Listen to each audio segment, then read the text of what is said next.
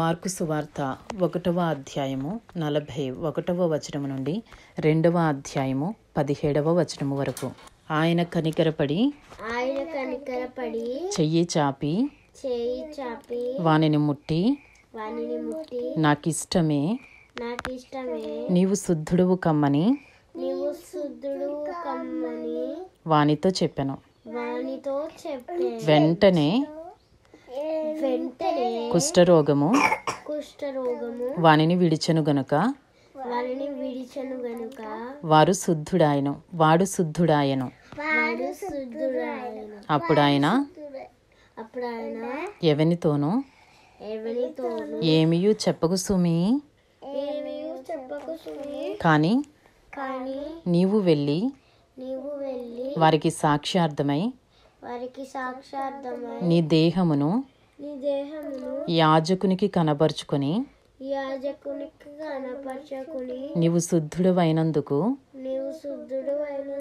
మోషే నియమించిన కానుకలను సమర్పించుమని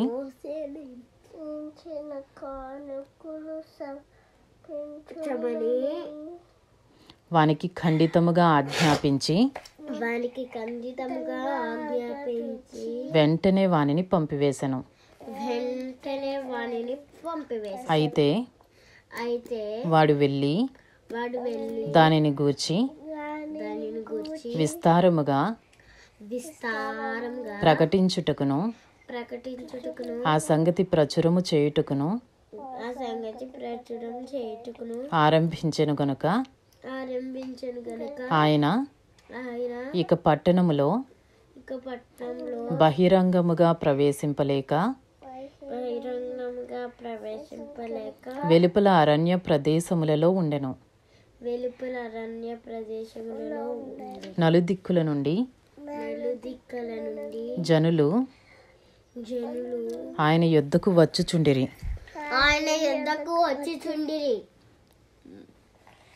మార్కు సువార్త 2వ అధ్యాయము. కొన్ని దినములైన పిమ్మట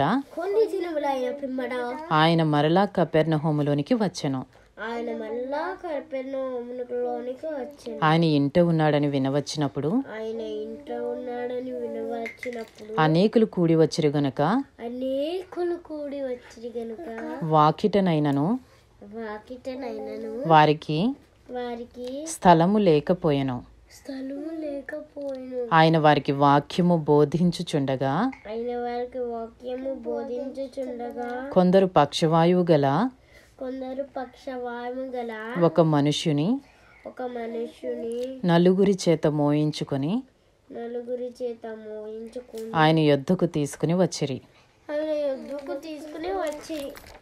చాలా మంది కూడి ఉన్నందున వారు ఆయన యొద్దకు చేరలేక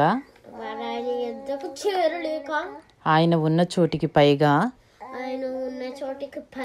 ఇంటి కప్పు విప్పి సందు చేసి పక్షవాయువు గలవానిని పరుపుతోనే దింపిరి. యేసు వారి విశ్వాసము చూచి కుమారుడా నీ పాపములు క్షమింపబడి ఉన్నవని పక్షవాయువు గలవానితో చెప్పెను. శాస్త్రులలో కొందరు అక్కడ కూర్చుండి ఉండిరి. వారు ఇతడు ఇట్లెందుకు చెప్పుచున్నాడు, దేవదూషణ చేయుచున్నాడు కదా, దేవుడు ఒక్కడే తప్ప పాపమును క్షమింపగలవాడెవడని తమ హృదయములలో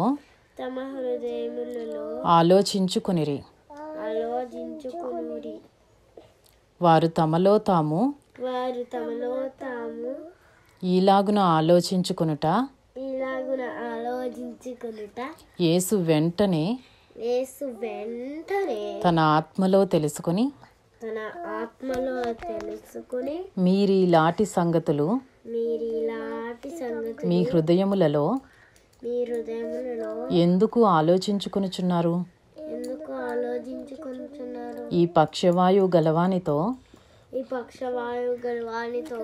నీ పాపములు క్షమింపబడి ఉన్నవని చెప్పుట సులభమా?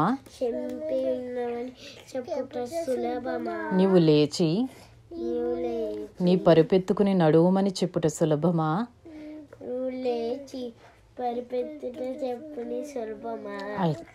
అయితే పాపములు క్షమించుటకు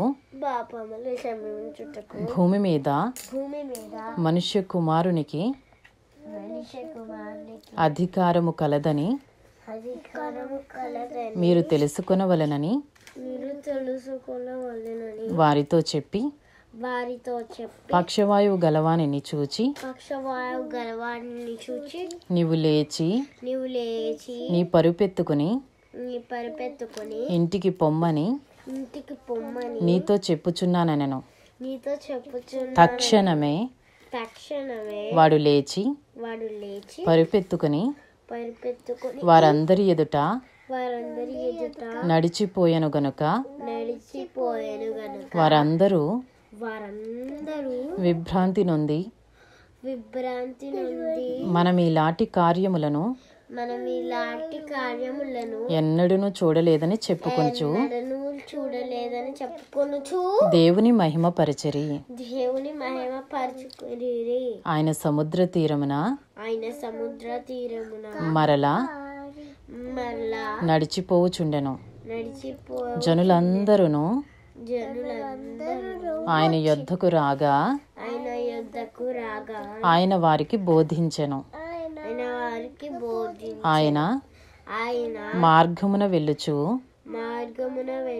సుంకపు మెట్టునొద్ద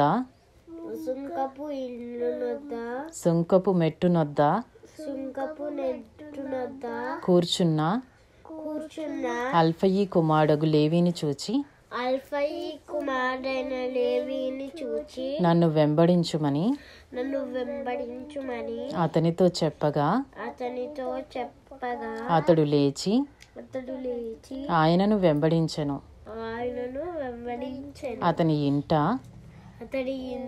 ఆయన భోజనమునకు కూర్చుండి ఉండగా సుంకరులను పాపులను అనేకులు యేసుతోనూ ఆయన శిష్యులతోనూ కూర్చుండి ఉండిరి. ఇట్టి వారు అనేకులుండిరి. వారు ఆయనను వెంబడించువారైరి. పరిసయ్యులలోనున్న శాస్త్రులు ఆయన సుంకరులతోనూ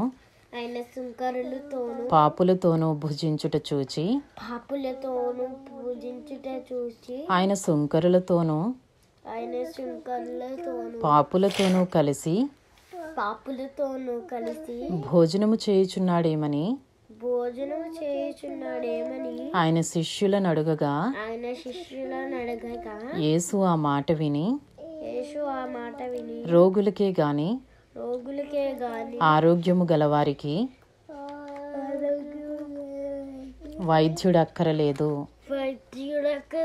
నేను పాపులనే పిలువవచ్చితిని గాని నీతిమంతులను పిలువ రాలేదని వారితో చెప్పెను.